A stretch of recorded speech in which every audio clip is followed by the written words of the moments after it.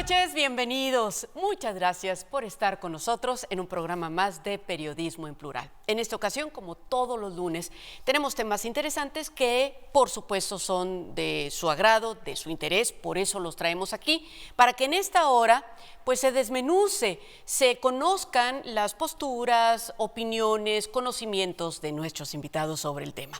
En esta ocasión es la reducción de la jornada laboral de 48 a 40 horas.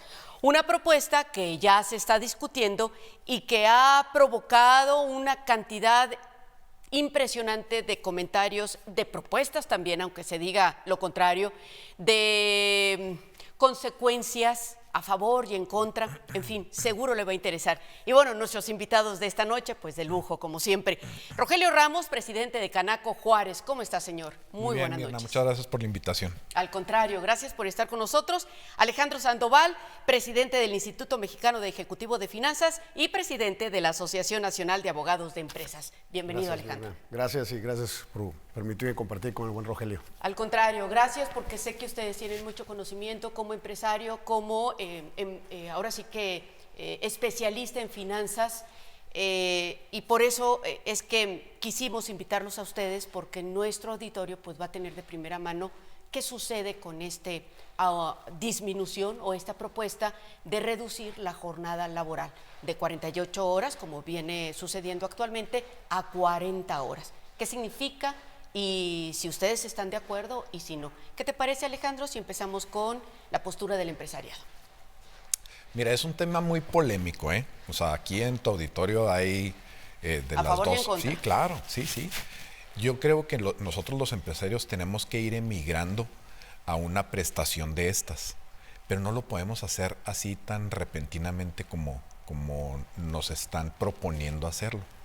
Yo te decía ahorita antes de que empezara el programa, cuando entra esta administración de López Obrador, nos quitan la prestación que teníamos de compensar las retenciones de honorarios y de renta y eso contra el IVA que teníamos a favor. Se acabó, eso ya no se pudo hacer.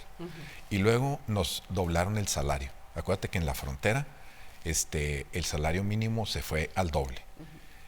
Con las primas y todo esto, las aportaciones al Seguro Social y todo lo que conlleva esto. Y luego las vacaciones al doble. Ahora nos están proponiendo el aguinaldo al doble y la jornada reducida de 40 horas. Entonces, sí tenemos nosotros que favorecer a los colaboradores, sobre todo a todos los que le ponen el corazón y que se ponen la camiseta y que son totalmente de la empresa. Esta es una prestación que debíamos de llevar, pero no la podemos hacer repentinamente, ni detrás de las que traemos, Mirna, porque la empresa no aguanta. Recordarás también que en el pasado, cuando la pandemia, al empresariado no se le apoyó con nada. O sea, pues a ver cómo le hacen, rasquesen con sus uñas y a ver cómo salen adelante. Entonces, lejos de tener apoyos, yo creo que nos han estado hostigando mucho. Nada que no se pueda resolver, ¿eh? O sea, los mexicanos somos ingeniosos, sabemos buscar la salida, pero nos están acotando mucho en cuanto a los márgenes que traemos. Márgenes para crecer, márgenes para diversificarnos, márgenes para mejorar, ¿verdad? Entonces, probablemente la solución sería que esto fuera paulatino, ¿verdad? Bueno, el año que entra van a ser 46 horas y el otro 44 y el otro 42. Y entonces tienes la oportunidad de irte acomodando, porque tenemos otro problema. La maquiladora trae 10,000 vacantes. El comercio trae 2,000 o 2,500. Los servicios fácil traen 1,000. Y luego vas a provocar espacios con el recorte de jornada. ¿De dónde los vas a tomar? Esto ya se había platicado o ya se había propuesto por allá a finales del 76, cuando los sexenios de Echeverría y de López Portillo. Y era una iniciativa que venía de Europa, pero a Europa sí le caía bien porque traía 10% de desempleo. Entonces, reduces la jornada y de los que están desempleados, pues tráetelos y los integras a la planta productiva y abates. Pero no es la situación de nosotros. Juárez está en pleno empleo. ¿De dónde vas a agarrar la mano de obra que te va a hacer falta para suplir eso? Hasta aquí lo dejaría para dejar participar a Alejandro. Pero una pregunta, ¿entonces usted está en contra de esta propuesta? No, yo te digo, está muy polarizado. Yo, personalmente, como empresario, yo sí vibro con ella en el sentido de que les tenemos que ofrecer esta prestación porque de alguna manera tenemos que mejorar la vida y la calidad de vida del trabajador. ¿Por qué? ¿Porque es populista y no le conviene? ¿Por qué? No. No, yo creo que por conciencia nomás, por generosidad con mis colaboradores. O sea, yo te digo, yo como empresario, yo no estaría en contra. Lo que yo pediría es, háganlo paulatino, o sea, no lo hagan así de golpe y porrazo, porque nos van a sacrificar, nos van a poner en jaque. No hay de dónde agarrar colaboradores para llenar esos huecos que se van a quedar. ¿Cuál es la otra salida que tenemos, Mirna? Traer gente de fuera a trabajar aquí, a ponerlos a trabajar, pero necesitas vivienda, necesitas infraestructura, necesitas servicios, necesitas policía, necesitas agua. No aguanta la ciudad, de por sí la tenemos patas para arriba. Otra opción es horas extras. Pues sí, pero no, ya no. Pero no sería Mira, el sector objetivo. Servicios tiene que buscar la manera. Yo, por ejemplo, en los restaurantes he pensado, bueno, pues si se viene esto, pues abro una hora más tarde y cierro una hora más temprano, porque si no, no te dan los horarios. Y luego, todos los que trabajamos 24/7, esos somos los más amolados, ¿eh? Sí. Pero bueno, sí. De alguna manera saldremos. ¿Cuánto cuesta esto? ¿Cuánto representa, Alejandro, esto a la empresa? Es muy difícil calcularlo por la diversidad. Precisamente lo último que va a decir Rogelio, ¿no? Empresas como los hoteles, pues tienes 24/7 operación, ¿no? Un restaurante como quiera te ajustas y generas escasez. ¿Y cuántas veces has querido llegar a un restaurante a cierta hora y ya está cerrado, o no hay servicio, lo que sea, y entonces pues es molesto como consumidor? Y además, acotando el número de agentes económicos disponibles en esos horarios, provocas aumentos en los precios, ¿no? Entonces, es uno de los factores más importantes. ¿Cuánto cuesta? Es difícil determinarlo, es un análisis que cada empresa tiene que ir haciendo y además urge que lo tengan ya hecho. ¿Cuánta gente van a requerir? ¿Cuánto va a costar? Y no solo el salario, sino además las prestaciones jurídicas correspondientes, como la seguridad social, el impuesto sobre nómina, entre otros, porque al final del día, si pasara y entrara en vigor el 1 de enero, cosa que en este momento se ve difícil, pues, pero no imposible. No es imposible, entonces pues de repente sería un trancazo que de la noche a la mañana, ¿cómo lo resuelves? Mínimo ir sabiendo cómo está el costeo. Y es, de nuevo, empresa por empresa. El año pasado que se hizo el alza del 20% en el salario mínimo y la serie de movilizaciones, por ejemplo, en impuesto sobre nómina, que también estuvo a la baja, pero aumentado momentáneamente, nosotros llegamos a hacer un cálculo que en empresas que tuvieras empleados de salario mínimo, más o menos te incrementaba un 60% el costo de nómina, ¿no?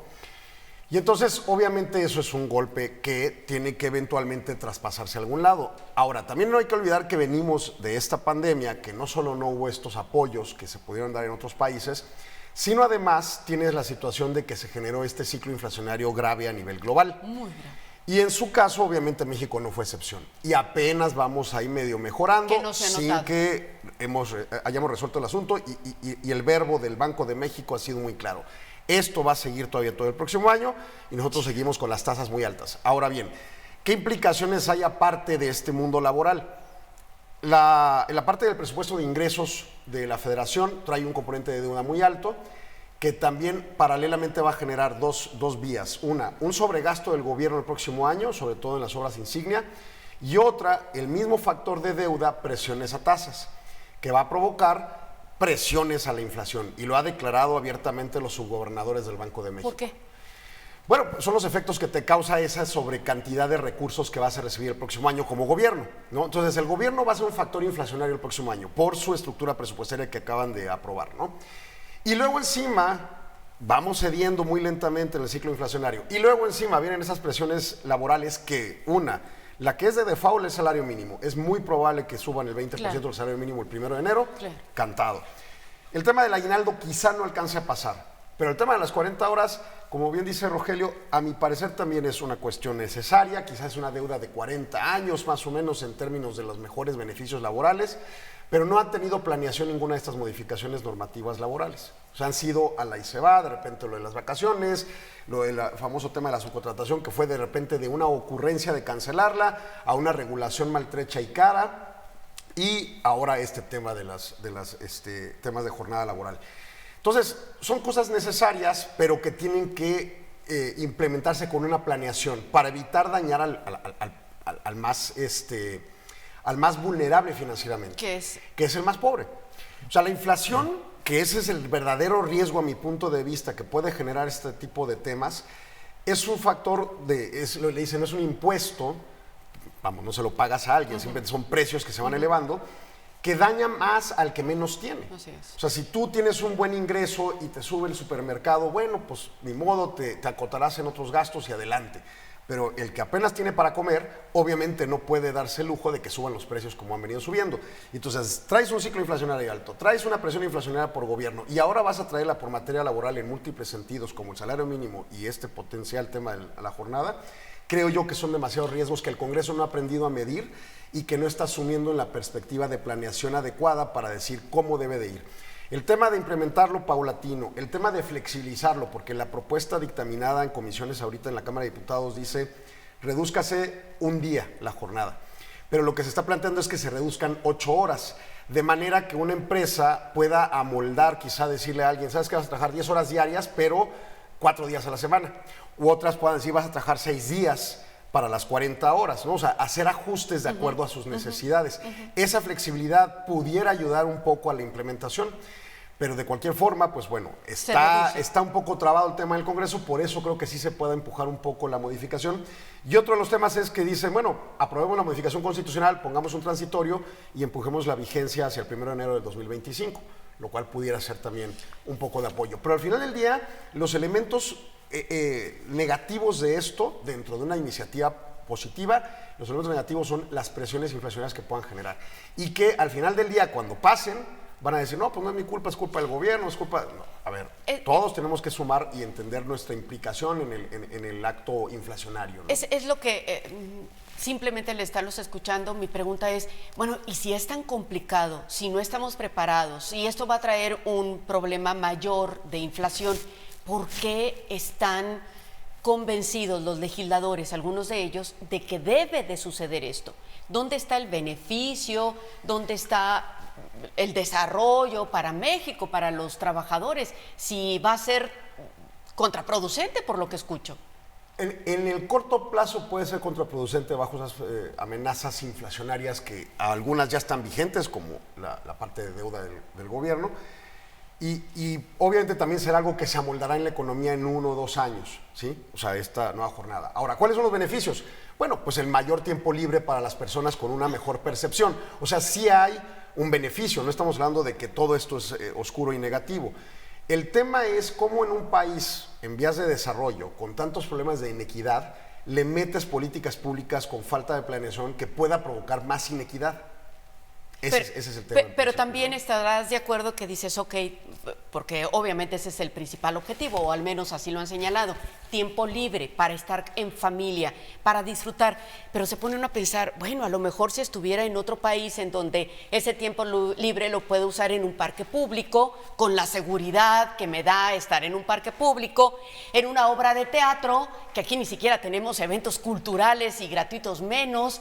Es decir, y no demerito, por supuesto, el hecho de tener tiempo libre, pero realmente eso es lo que están buscando los trabajadores, más tiempo libre. No, a ver, yo creo que el enfoque sí es calidad de vida, pero la calidad de vida viene de atrás hacia adelante, o sea, no poner al trabajador a que trabaje menos y a que tenga más tiempo libre, sino hacer la infraestructura, Mirna, que se necesita para que realmente haya un esparcimiento familiar de calidad. Porque todos queremos descansar más, ¿no? Sí, claro. O sea, que haya albercas públicas, que haya parques públicos, que haya música en algunas placitas donde vayas y adquieras cultura, sabiduría, con pintura, seguridad, todo. andar Sí, en claro, las calles sin tener miedo de estar en una balacera, ¿no? Entonces, por eso te digo, mira, ahorita a lo mejor quedó inconcluso lo que yo te decía. Yo como empresario, como Rogelio Ramos, yo estoy de acuerdo por conciencia. Pero como líder empresarial yo tengo que escuchar a mis agremiados y ellos no quieren, O sea, dicen, nos van a complicar, nos están acorralando. Es demasiado lo que nos han pedido en estos 5 años y lo que va a pasar es que vamos a empezar a tronar. A lo mejor no a tronar, pero sí a empezar a batallar. Entonces, ustedes ya han hecho una propuesta, nos tenemos que ir a un corte comercial, pero dejo la pregunta. ¿Ustedes han hecho una propuesta para decir sí, pero vamos a empezar, hace unos momentos decía, paulatinamente? ¿Cómo? ¿Lo han puesto en papel? ¿Se lo han presentado a los legisladores? Por ejemplo, Susana Prieto, que es una de las que está en este movimiento, que hoy, por cierto, estuvo ahí con el Consejo Coordinador Empresarial, y ella mencionó, es que se quejan, pero no hay propuestas. ¿Volvemos con eso? sí, claro. Un momento.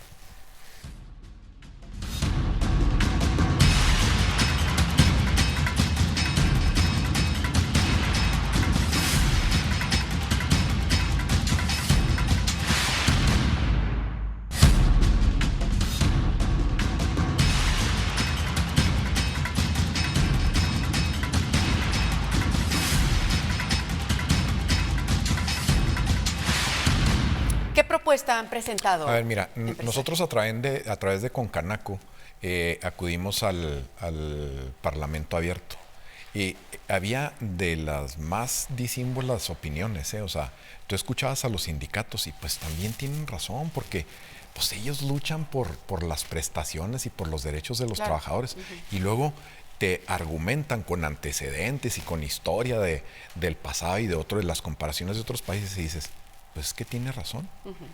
Pero no estamos preparados, o sea, ni culturalmente ni con infraestructura como lo decíamos ahorita. ¿Qué es lo que nosotros propondríamos? Que fuera paulatino. O sea, están hablando de una prima sabatina, porque son 2 días de descanso, así como ahorita pagamos prima dominical a los que trabajamos todos los días de la semana. Entonces vas a tener que pagar 2 primas. Y luego, te van a reducir en el seguro social, porque ahorita estás pagando cuotas por 48 horas. Ahora vas a pagar por 40. ¿Te van a quitar ese 15 o ese 18% de la cuota o te la van a seguir fincando? Aplicando. Porque aparte vas a contratar más personal y entonces pues no nada más se va a incrementar la aportación normal, sino la que tienes que contratar para hacer las suplencias. Por eso nosotros decíamos, junto con esto de que nos escuchen y de que las jornadas se reduzcan en todos lados, ¿verdad? O sea, no nada más en los horarios, sino en las aportaciones, en las prestaciones, en todo esto, que fuera paulatino. ¿Qué tan paulatino? Pues de acuerdo a cómo se dejen. Ahora, ¿qué dice Morena? No me manden las iniciativas a través del PAN porque ustedes son panistas, porque ni las vamos a leer. Tráiganlas a través de Morena. Entonces, pues ahí no hay una equidad, ¿verdad? De oír. Ahorita se usa mucho que hay que escuchar a todos los géneros. Pues sí, también hay que escuchar a todos los actores, ¿verdad? Pero finalmente, como empresarios, usted, ahora sí que ese costo extra, pues se va a su servicio, a su tarifa, a su precio, ¿no? Lo va a aumentar. Pues dependiendo cómo se dejen, ¿verdad? O sea, los mercados presionan. O sea, yo no puedo decir como telero, no, yo voy a subir mi tarifa a 2,500 pesos, cuando los otros anden en 1,800, porque pues me ganan. O sea, los mercados también van normando. Él sabe muy bien esto. Los mercados van fijando los precios. Entonces, no te puedes desfasar así nomás con la mano en la cintura. ¿Cómo le puede hacer el empresario? Bueno, o sea, el asunto, bien lo dice Rogelio muy claramente, ¿no? Los mercados generan estas presiones. Cuando ha habido estas presiones inflacionarias, se acordarán el 2017 cuando el famoso gasolinazo, que hubo un pico inflacionario, y obviamente a partir de 2021 con el ciclo inflacionario que estamos viviendo todavía. Cuando de manera generalizada a toda la economía se le aumentan los costos, se traspasan mucho más fácil al consumidor que cuando es subsectorizado o para cierto tipo de agentes económicos. O sea, a todos los hoteles les pasaría esta generación de conflicto. Por lo tanto, van a aumentar Por lo todo tanto, el mundo. técnicamente deberán traspasar. ¿Cuánto? Puede ser que puedan aguantar en algunos casos. En una de las reuniones de Parlamento Abierto, una periodista presentó unas tablas de utilidades que reportaba México ante la OCDE y salía excesivamente a favor del empresariado. El problema es que ese es de las empresas grandes. Cuando hablas de la verdadera demografía empresarial del país, donde el 99% de las empresas son pequeñas o medianas empresas, obviamente no tienes esa situación demográfica. Incluso hoy en día que asesoro a algunas empresas aquí en la ciudad, comerciales y de servicios, yo ahorita tengo la pauta de tener que estar subiendo precios cada 3 meses porque estamos en números rojos. O sea, ahorita que llegaste a decir hace ratito algo de márgenes, algunas empresas tienen márgenes, otras no tienen, están en el escenario de sobrevivencia que viene de las problemáticas de COVID. O sea, estamos Entonces, hablando de las pymes. sube y sube sus precios, el mercado da pauta para ello, pero con este tipo de cosas vas a continuar subiéndolas, no hay manera de contener esa actividad. Y entonces son presiones a la parte subyacente, enfáticamente servicios de la inflación, que es lo que hoy por hoy el Banco de México claramente reconoce como un problema para acotar verdaderamente la inflación. Y no es el problema inflacionario comparable hoy de Venezuela o de Argentina o de México en los 80s. Ciertamente estamos muy en mejor estadio, pero sí llevamos 4 años, bueno, en ese momento 3 y vamos a lograr 4 años de un periodo inflacionario que es muy largo y a la gente de menos recursos es a la que más afecta este tipo de estadios. Digo, el que cada semana vayas al supermercado y haya aumento y aumento y aumento de los precios, al que menos ingresos tiene es al que más le afecta. Entonces, si se llega a aprobar esta posibilidad de que se reduzca la jornada, que la aprueben y que no les queda más remedio que aceptarla, ¿qué porcentaje va a aumentar de inflación? Es muy difícil medirlo, te reitero, o sea, cada subsector es diferente, pero yo Hablaban te puedo decir, 20%. algunos comerciales tipo restauranteros, yo le estimaría entre un 60 y 70% de incremento de costo. ¿Cómo lo manipulen internamente para traspasarlo en precio? No sé, quizás 5 a 10 puntos porcentuales de inflación en su producto al mercado. En algunos casos... O sea, 10% más arriba el precio, la tarifa. Producto, ¿no? Pero obviamente el tema es cómo se aglomera esto en toda la economía, porque en algunos casos son servicios, como el de un hotel, en otros casos son mercancías, como cuando vas a la tienda departamental a comprar ropa o juguetes o yo qué sé, y alimentos también, ¿no? Entonces, y la parte más sensible de inflación que hemos tenido en este momento es la parte de servicios alimenticios. Fondas, torterías, restaurantes, etcétera. Es la parte que más presionante ha tenido temas inflacionarios en el año, ¿no? Usted acaba de estar en una reunión anual de las cámaras de comercio a nivel nacional. ¿Es un tema que preocupa, que sí lo están viendo? Sí, pues te digo, después del Parlamento abierto, con Canaco propuso un conversatorio, porque no se llegó a nada, te digo. Comparecieron todos los actores, de los más diversos, y todos con razones, y todos con argumentos, y todos con historias, y era una delicia escucharlos, pero no se llegó a nada. Entonces, pues estamos así como que, ¿y luego? ¿Y qué sigue? O sea, pues sí nos hicieron un parlamento abierto, pero ni ellos nos dieron una propuesta. No es cierto que nosotros no hicimos propuestas, nosotros llevamos propuestas y llevábamos números como estos que dice Alejandro. Nosotros creemos que en algunos sectores va a impactar hasta en un 20%, por esto, en el costo, Mirna, en el costo. O sea, lo que a mí me cuesta otorgar una habitación, que yo te dijera, son 1,000 pesos. Después de esto van a ser 1,200 pesos, y te voy a decir por qué. Porque el renglón más fuerte que tienen las empresas es la nómina. Y después, los servicios. Y luego después, los impuestos, donde va el seguro social y todo esto. Pero tenemos que pagar agua, luz, internet, gas, todo esto, todos los energéticos que salen carísimos también. Entonces, pero el más grande, el más grueso es la nómina. Y ahí es donde le está pegando. Y en ese porcentaje van a aumentar, si aumenta un 20% tarifa, un 20% no puede ser así directo. O sea, es muy difícil que una empresa su costo lo pueda traspasar, por más generalizado que esté el aumento. Pero sí pasa a algún cierto grado.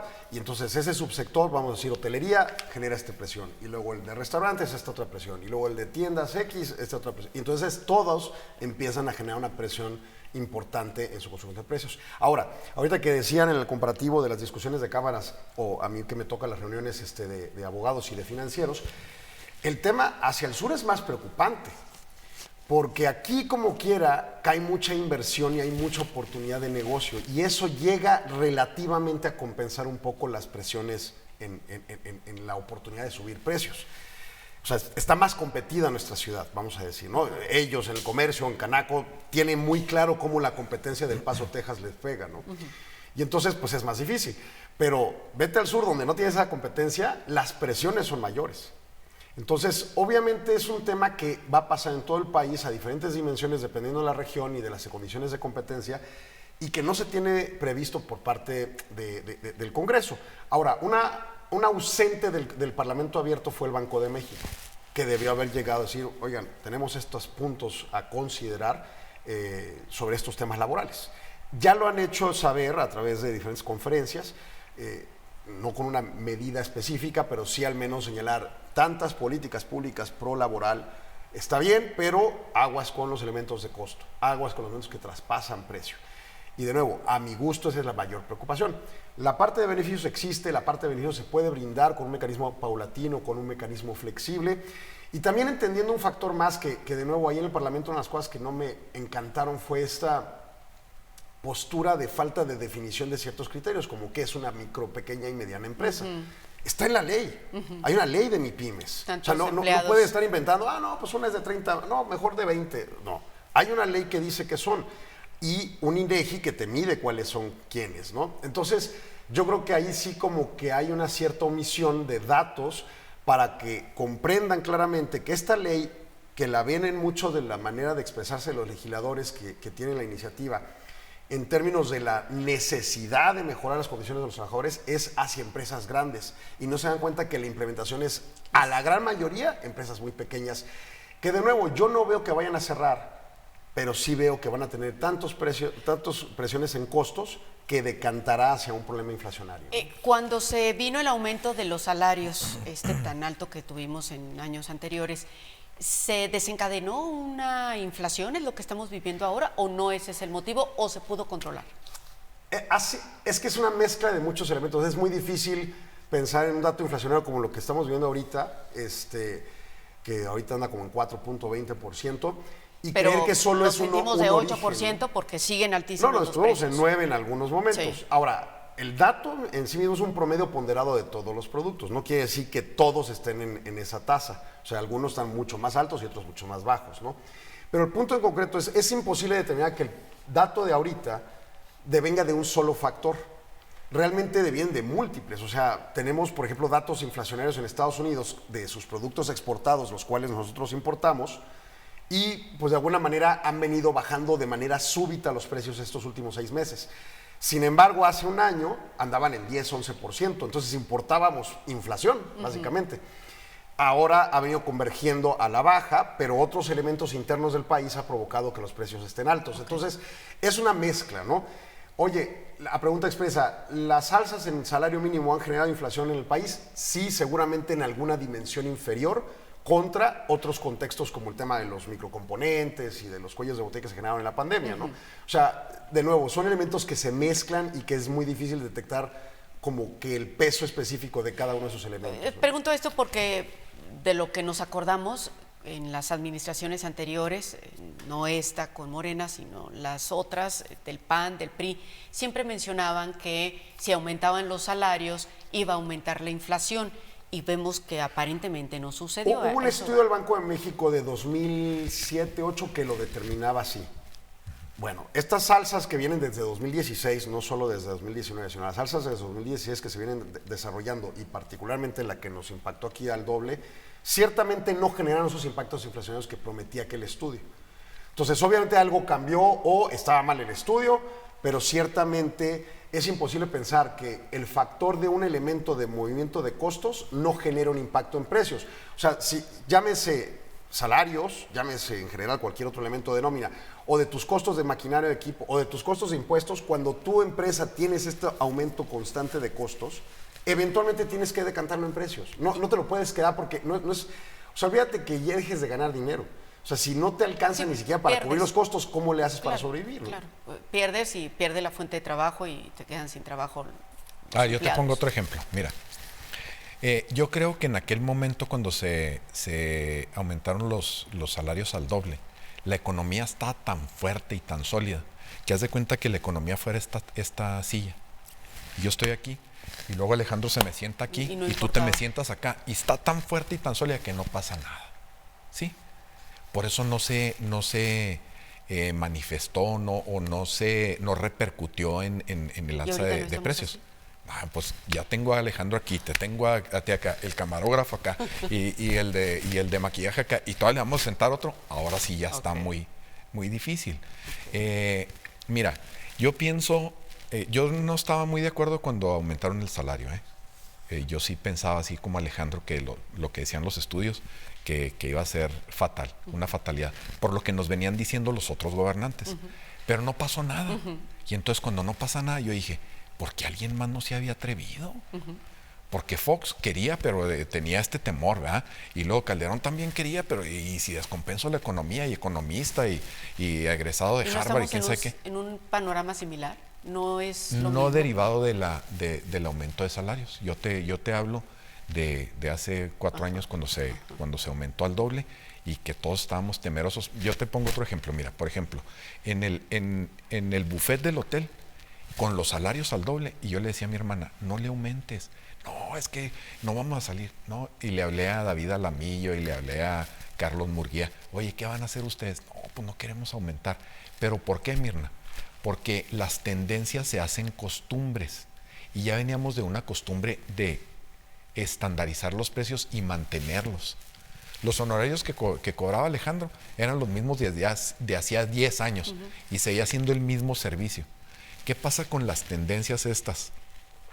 Empiezas a aumentar todos los eneros y después, aunque no haya inflación, oye, hay que aumentar. Y entonces esto es lo que deteriora las economías, ¿verdad?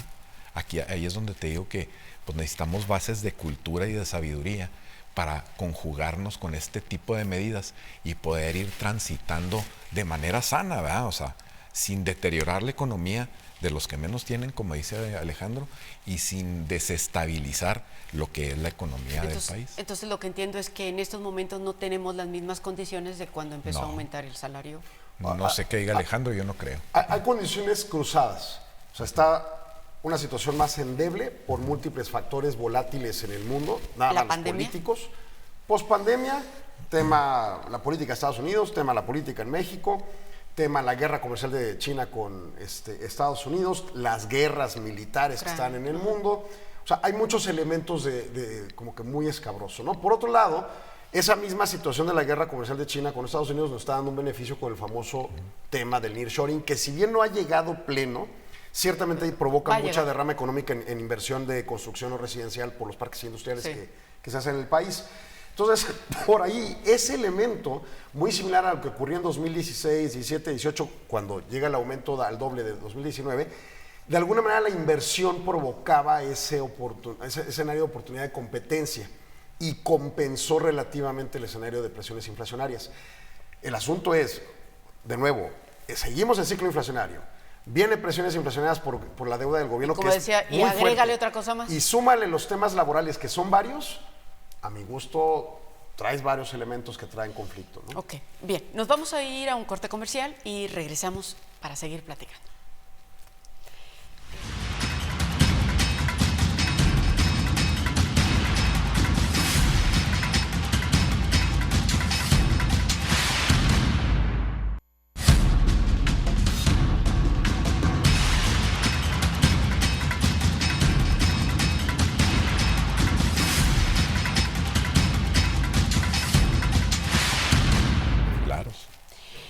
La pregunta, como empresario, Rogelio, esto ya es, si sucede ahora en enero, decías tú que era difícil en diciembre, en enero, pero de que pasa, muy seguramente va a pasar.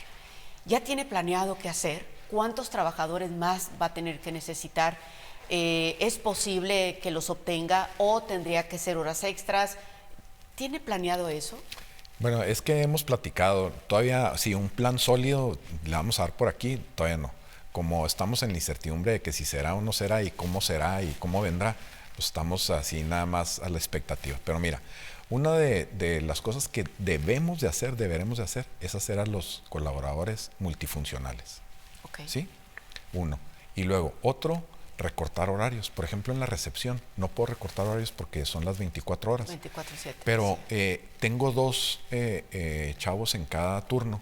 A lo mejor ¿Se queda con uno en cada turno? No, en un turno se queda uno solo y los otros los acomodamos. Y sí sale. Los guardias de seguridad. Okay. Esos también son las 24 horas. Tengo 2 por turno.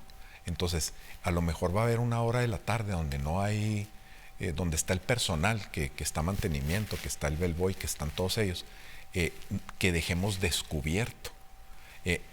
Eso no quiere decir que no tenga que contratar a alguien más. Sí vamos a tener que contratar más, pero los menos posibles. Ahora, un oficial de mantenimiento deberá de saber hacer las funciones de seguridad y un oficial de seguridad deberá de saber hacer las funciones de mantenimiento. Esto conlleva más salario, pero también mejores condiciones para ambos, ¿verdad? Para nosotros, la comodidad de que ahí lo tenemos, y para él, para que le salga un cinquito más en su salario. Entonces, pues este tipo de cosas acompañadas de los sistemas de procesamiento de datos, Mirna. Yo me hospedé recientemente en un hotel en Estados Unidos, y llegué y metí una clave y luego ¡pum! Me sacó la llave. La tecnología. Sí. Y yo dije, ¿cómo? Está muy frío, ¿ah? Sí. A ti te gusta que te atiendan y que te digan y por dónde te vas. Y, no, ahí me aventaron la llave y luego en la llave un código, un QR, lo calqué y me dijo por dónde me fuera. Sí. Entonces, pues ya a lo no mejor, necesitó absolutamente nada. A lo mejor vamos a tener que emigrar hacia allá. No sabemos todavía, ¿verdad? Sí. Pero pues vamos a echar mano a eso. Ha tocado un tema muy clave para lo que está sucediendo en todos los niveles. Tengo unos clientes escoceses, me cuentan, estamos en Singapur, llegamos a este hotel y te atienden unos robotcitos y te guían esos aparatitos así como el R2D2, ¿no? Entonces, pues sí, la automatización es algo que está ocurriendo en Estados Unidos, es muy claro, y obviamente incluso eso le está dando algunos beneficios a México en términos, por ejemplo, de carreras como ingeniería. Pero eventualmente nos va a impactar para ese tipo de efectos, ¿no? Por otro lado, ciertamente ya la industria maquiladora no tiene trabajadores de 48 horas hoy en día, los tiene 45 con ciertas consideraciones en función de que no trabajan los sábados. Entonces el impacto ya no son las 8 horas completas del sábado, sino serán estas 5, ¿no? Unidades como la mía, que es un despacho de abogados y economistas, trabajamos 40 horas desde hace mucho tiempo. Exacto. Entonces realmente no hay un impacto. No hay para ustedes un impacto. Pero en algunos casos, sobre todo atención a público en general, comercio, restaurantes, hoteles, es pleno. Centros comerciales. Por ejemplo, Rogelio tiene una empresa con muchísima experiencia, él mismo con muchísima experiencia como empresario, y quizá pueda torear este tema de capacitar mejor, hacer mejores cruces organizacionales entre sus empleados. Quizá haya hoteleros que no tengan esa experiencia y sí tengan que contratar el X número extra de trabajadores con el costo correspondiente. Entonces, por eso es muy difícil medir el impacto, pero sí sabemos que tiene un impacto general en todas las actividades económicas, con especial énfasis a las pequeñas empresas. Y van a obligar a aquellas empresas que realmente están siendo abusivos con su personal de tenerlo trabajando mucho más horas que incluso lo que está actualmente. Ahí comentas un factor paralelo que puede ser que en operaciones formales haya ese tipo de esquemas de abuso, pero recordemos que más de la mitad del país en términos laborales está en la informalidad. El abuso está ahí. Esa es otra. Y esta legislación, pues no... O sea, ni siquiera los mismos legisladores hablan de la implementación hacia ellos, porque es muy difícil revisarlos. ¿Cómo? Pues si digo, la Secretaría del Trabajo tiene un recurso súper limitado para hacer revisiones, entonces no tiene la capacidad de llegar, ¿no? Entonces, en esa lógica, aquí la pregunta reiterante, y ahora que empecemos las discusiones de la reforma fiscal, porque gane quien gane la presidencia de la República, en 2025 se va a discutir gravemente una reforma fiscal. Sí. El tema es, bueno, y todos estos agentes económicos en la informalidad, ¿cuándo los van a voltear a ver y cuándo le van a dejar de pegar al comercio deslealmente con esta actividad, que es el principal afectado, ¿no? O sea, difícilmente puede haber un abogado informal, pero un comerciante informal, claro que los hay muchísimos. Y cómo no los están viendo, cómo no los ubican, ¿no?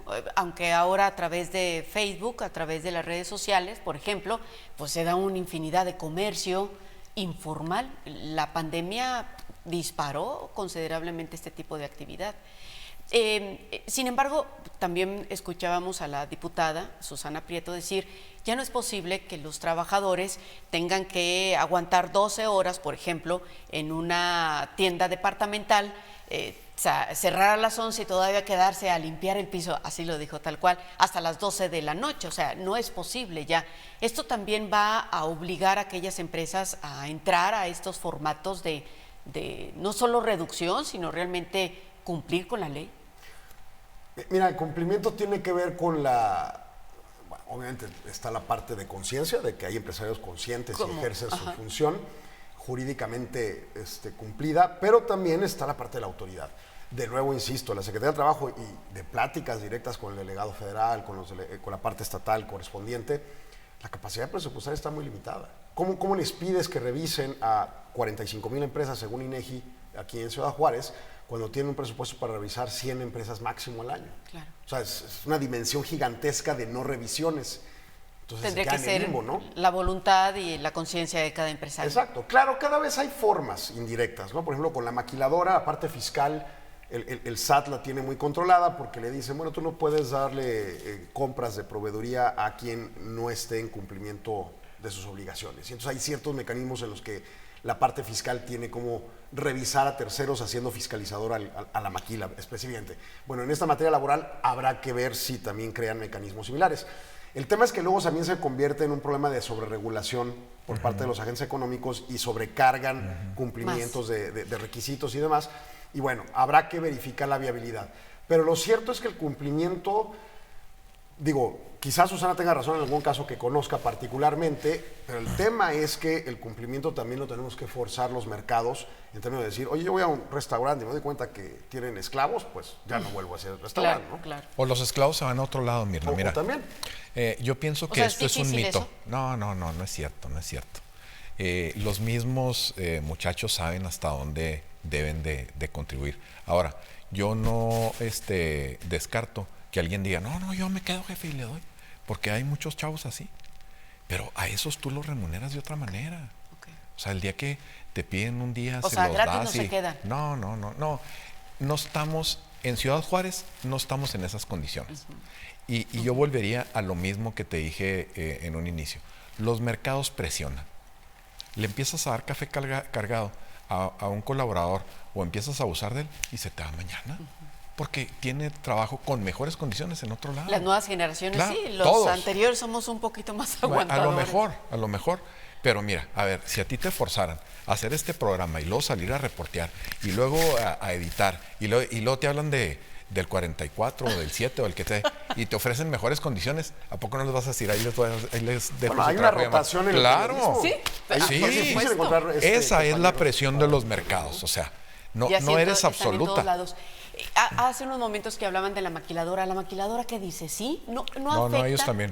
Bueno, ellos dicen, nos hubieran incluido. Nosotros damos más prestaciones que eso. O sea, Y junto con ellos hubiéramos hecho un paquete más suave.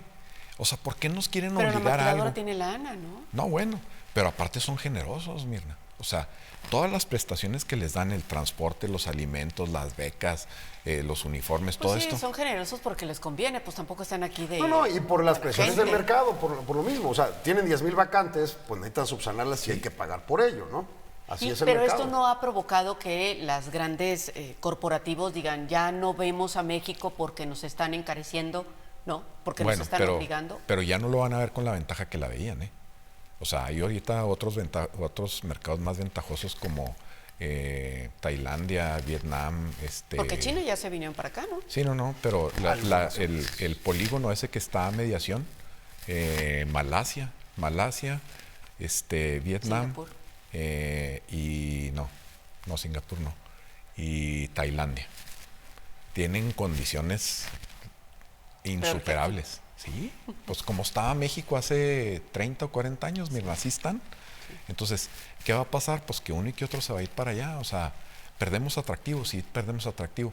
¿Cuál sigue siendo el atractivo de México? La geografía primero, en primer lugar. Y luego que el pueblo esté educado y es cumplido. Porque el pueblo de México es disciplinado. Sí, Llega a las 6 de la mañana, cumple con su jornada, se va. Y tiene capacitación después de tantos años. Va avanzando en los conocimientos, tiene iniciativas, tiene ingenios, tiene cosas que no tienen otras razas. Pero bueno, pues ese va a ser una desventaja. Ligera, ¿verdad? Pero desventaja. No sé cómo la veas tú, Alex. Sí, vamos, obviamente el estar pegado a Estados Unidos y tener el Tratado de Libre Comercio es una pauta central. Pero el tema es cómo quieres ir mejorando ciertos elementos como condiciones de vida. Quizá el día de mañana nos pongamos a discutir temas de vivienda, vienen otras reformas, vamos, nada más hay que ver las recomendaciones de la Organización Internacional del Trabajo para darnos cuenta de cuáles son la estructura de reformas que vienen a futuro en materia laboral. El tema es cómo las implementamos con una planeación adecuada para que no genere estos impactos que aducimos pueden generar el próximo año si llegara a ser de golpe la implementación de esta reforma de jornada reducida. Entonces, creo que la competitividad de México sigue ahí. Ahora, de políticas públicas no se construye nada que genere más competitividad y eso sí es una preocupación. Okay. Tú tienes una construcción de empresa medido por Banco Mundial con el Doing Business y sucede que México es de los países menos competitivos para abrir empresas. Juárez fue el representante de Chihuahua a nivel subnacional para comparativas estatales. Éramos el cuarto lugar, mejor ciudad para abrir una empresa en 2005. La última vez que se hizo el estudio fue en 2016, era un lugar 27. O sea, no importa qué gobierno me digas, desde entonces, de 2005 a la fecha, no ha movido una norma para mejorar las políticas públicas del estado de Chihuahua o del municipio de Juárez para abrir empresas. Llegan las empresas porque estamos pegados, claro. no porque hagamos políticas públicas estatales y por o eso las nacionales empresas que de aquí no mejoren las crecen y condiciones. por eso no hay un desarrollo como se pudiera esperar con tanta industria, ¿no? Así es. Bueno, nos tenemos que ir a un corte comercial. Al regresar ya los aprovecho y platicamos qué se espera para el 2024. Okay. Volvemos con eso.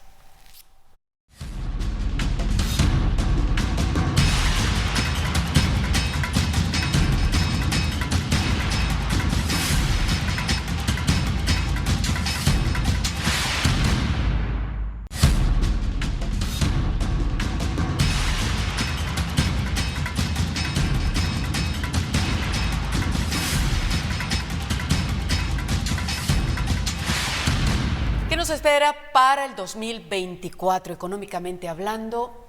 ¿Qué es lo que vislumbra, señor? Pues mira, yo siento a todo el empresariado muy entusiasmado. Hay mucho dinero en el circulante. Juárez es muy generoso. ¿Pero es dinero porque estamos final de año, entrega de aguinaldo o porque...? No, yo creo que, no sé qué piense Alejandro, pero el dinamismo económico que nosotros vemos financiero es de recuperación plena. Yo no sé si por los programas sociales, porque se aumentaron los salarios, por qué, pero hay mucho consumo. ¿Los programas sociales, esos que les dan? Sí, todo lo regalado, las becas, jóvenes destruyendo el futuro, pues los viejitos, todo esto, que antes no tenían dinero y pues que ahora ya compran, adquieren, gastan. Eso por un lado. Okay. Y por otro, pues yo creo que el dinamismo que se ha venido con el optimismo del nearshoring, o sea que han venido empresas a comprar, a gastar, a comprometerse y pues esto también es dinero que entra al flujo, ¿sí? Yo creo que si esto continúa así y el gobierno no comete torpezas, podemos tener un 2024 muy bueno. A pesar de la aprobación. Pues con las consecuencias de la aprobación, ¿verdad? Pero pues con este dinamismo. ¿Qué tendría de pendiente yo? Lo que dijo Alejandro ahorita, o sea, que se disparara la inflación y que lo que compraste el mes pasado ya no lo puedas comprar hoy con el mismo dinero. 1. Y 2, que el tipo de cambio se les saliera de control, que ahorita lo tienen muy bien controlado, no sé ni cómo lo han hecho, que se descontrolara y que se fuera para arriba y que te convulsionara la economía. No más eso. De ahí en más, yo lo veo muy estable, estamos optimistas, yo creo que hay tranquilidad en ese sentido. No sé, Alejandro es pues más financiero, más economista de fondo. Ahora sí que ¿cómo han podido controlar el peso dólar? Bueno, primero, el crecimiento económico. Yo también estoy en la misma idea de Rogelio. Viene un crecimiento económico sostenido, quizá más bajo que el de este año a nivel nacional. O sea, este año vamos a crecer 3.5% más o menos. Pero ni se notó, pues el año que entra menos. No, bueno, el crecimiento de este año sí se notó en función de que si lo comparas con los últimos 40 años que crecemos 2% anual en promedio, pues estás creciendo 150 puntos más que ese periodo, ¿no? Es un crecimiento mucho más alto del esperado. De hecho, a mediados del año pasado se empezaba a discutir que este año venía una mega recesión. Había un grupo ahí de financieros reconocidos que decían que venía algo terrible. Y simple y sencillamente, mes a mes, dato tras dato de empleo en Estados Unidos, de crecimiento manufacturero, etcétera, para nada. ¿Por qué? Porque traen mucho circulante los estadounidenses y aun cuando las tasas de interés se han subido mucho, lo cierto es que sigue habiendo generación de empleo, mejores salarios y en todo caso pues derrama económica que se genera, órdenes de compra que a las maquilas les convienen y bien nos genera empleo y el comercio derrama, ¿no? Entonces México, su crecimiento notoriamente este año se deviene del comercio exterior, ¿no? De las operaciones de comercio exterior y la derrama que provoca en el país. ¿Y por eso aquí no se siente tanto por la inflación? No, yo creo que no es tanto, es que... O sea, en la economía doméstica, en la economía... Está bien la economía doméstica. Ahora, ojo, no quiere decir que esté a un nivel que digas nos estamos enriqueciendo. Ese 3.5 nacional que estamos creciendo es lo que provoca lo que vemos aquí. O sea, tú vas al supermercado y ves que la gente se queja del precio más alto, pero lo puede pagar, es ese 3.5. Okay. ¿Sí? El que haya empleo pleno y puestos laborales no cubiertos, es ese 3.5. Okay. No significa que estemos en jauja, ni que ya el país se desarrolló, ni mucho menos. Ni como estábamos antes de la pandemia. Apenas algunos indicadores ya están en datos prepandémicos, ¿no? Pero hay varias vicisitudes. Uno de los más importantes es el de construcción. Y una proporción fundamental es las 3 obras insignia del gobierno federal, que el próximo año se van a acabar de construir y después, ni modo que le pongamos un segundo piso al Tren Maya, ¿no? O algo, ¿no? Y el caso del nearshoring, pues es toda la derrama económica en construcción de bodegas en el país, que algunas de estas empresas llamadas fibras está provocando mucho crecimiento, pero la pregunta es, bueno, una vez que construyan el suficiente número esperado de bodegas que lleguen aquí, estas empresas nuevas, ¿qué va a seguir? ¿Van a llegar las empresas sí o no? Porque se habla mucho de que es el momento mexicano y que van a llegar, pues sí, pero las políticas públicas no son tan gratas como en otrora, entonces quizá no lleguen tantas como se pudiera haber Y dependerá creído, ¿no? del resultado de las elecciones. Dependerá de la economía de Estados Unidos, la cual en cierta medida va a depender del resultado de sus elecciones y también la mexicana. O sea, va a haber un cruce ahí volátil. Pero bueno, el punto es, 2024 nosotros en IMEF tenemos una proyección más o menos de 2.1% para crecer el próximo año, 3.5%, o sea, sí hay una desaceleración, pero es relativa, ¿no? En todo caso, la problemática que vemos es hacia 2025 en adelante. El gobierno va a traer mucha deuda que adquirió para este 2024. ¿Para las obras? Ajá. Y sin recursos, porque ya fiscalmente pues no va a haber, a menos que lleguen muchas muy nuevas empresas de la relocalización o el nearshoring, pues todas las demás vamos a tener los pagos de impuestos estables que tenemos ordinariamente. Okay. Entonces, el próximo sexenio va a arrancar con el pie izquierdo en términos fiscales y es por eso la imperiosa discusión de una reforma fiscal integral para 2025. Okay. Bueno, para 2026, pero que se va a llevar a cabo en 2025. ¿Y esta reforma incluiría? Aumento de impuestos. Digo, a menos que quieran tocar a los informales, no, obviamente es que sí vamos es cierto. a pagar los trastes rotos nosotros. Claro. Sí es cierto. O sea, quien le cargan la mano es a los que ya están en la lista. Lo que debían de hacer era engordar la lista con todos estos que no contribuyen, que no colaboran, que no pagan impuestos.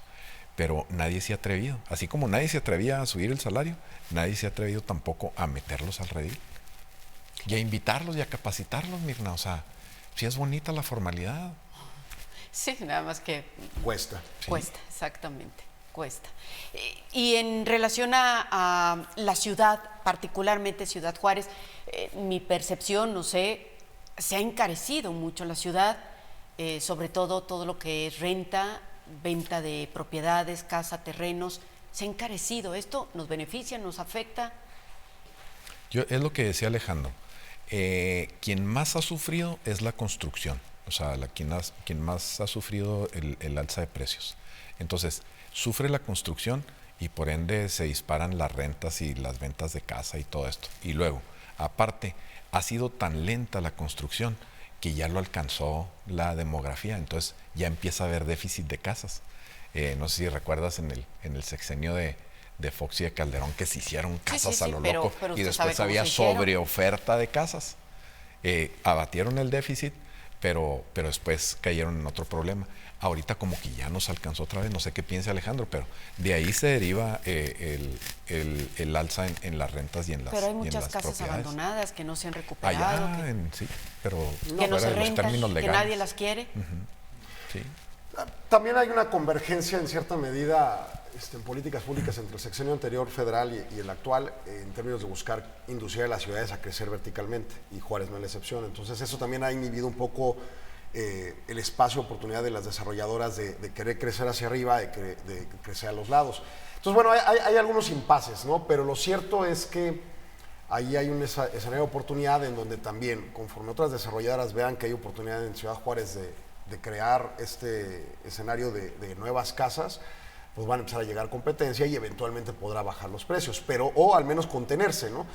Pero cierto que actualmente tenemos un tema de presión inflacionaria en términos de vivienda, ¿no? Incluso lo han mencionado, ¿no? Que a nivel nacional estamos por encima de lo que sucede a nivel nacional.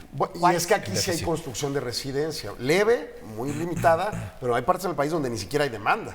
Entonces, eso sí tiene un efecto diferente, ¿no? Y para la ciudad, Rogelio, para nuestros gobernantes, para nuestros representantes de los 3 niveles de gobierno, ¿qué se pide para el 2024 para Ciudad Juárez? Pues yo pediría que se coordinaran, Mirna.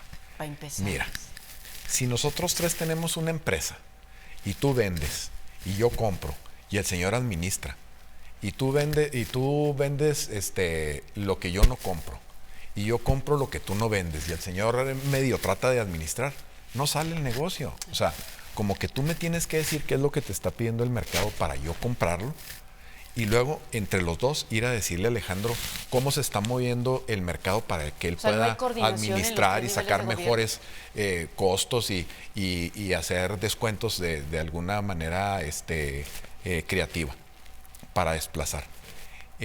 Si esta coordinación no la hacemos, la empresa truena, haz de cuenta. Si los 3 niveles de gobierno fueran una empresa, ya los hubieran corrido todos. Pero si ellos dicen que están coordinadísimos. Pues bueno, es que pues, las políticas dicen una cosa y los hechos dicen otra, ¿verdad? Yo desearía que realmente hubiera una real coordinación de cooperación sin tener el recelo de que estás protagonizando y estás luciendo. Hay que hacerle a la ciudad. O sea, hay que ayudarle a la ciudad tanto que nos ha dado, Mirna. Si eres diputado, si eres senador, lo que si sea, eres candidato, pero no hay que hacerlo por uno, hay que hacerlo por la ciudad. No hay que hacerlo por un personaje o por un partido. También eso a mí no me cabe. O sea, te acotas a la disciplina y al deseo del partido y ya haces lo que el partido... Y entonces, pues, te están dejando de lado tu capacidad, tu servicio, tu voluntad, porque tienes que estar sometido a lo que te dice el partido. Entonces... Con coordinación con eso. Dice. Creo yo. Muy bien. Pues se nos terminó el tiempo. Muchas gracias. Gracias por estar con nosotros, por todo su conocimiento. Muchas gracias a ti, Mirna, por invitarnos y por el invitado de lujo que me trajiste. Sí, ya de verdad. Muchas gracias, Alejandro. Gracias, gracias, Rogelio. Gracias. Y sobre todo, gracias a usted por su atención. Muy bonita noche. Hasta la próxima.